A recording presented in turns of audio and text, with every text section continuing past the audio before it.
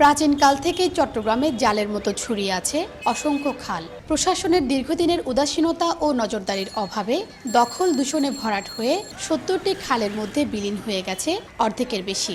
City কর্পোরেশনের হিসাবে বর্তমানে অস্তিত্ব আছে ৩৪টি খালের।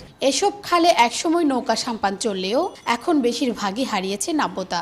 সেই সময় জোয়ার আসতো বাড়া যেত, এখন তো খাল সিবিএন দাম ঘুরে ফেলেছে। বড় বড় গজুনা সরেন না, এইখান দিয়ে এই দিক দিয়া ঢুকতো, ওই মুশখালি খাল আছে না, মুশখালি খালে দিয়ে নিত। জনপ্রতিনিধিদের অভিযোগ, রাজনৈতিক ছত্রছায়ায় কিছু প্রভাবশালী মহল খালে অবৈধ স্থাপনা তুলেছে। এলাকার প্রভাবশালী কেউ কেউ মাস্তান আছে, এই মাস্তানদের কারণে এইগুলি আপনার এখানে বসে, তাদেরকে আমরা বারবার নিষেধ করা সত্ত্বেও তারা বসছে। এদিকে দখলের শিকার বিভিন্ন খাল নালা উদ্ধারে কঠোর অবস্থান নিয়েছে সিটি কর্পোরেশন।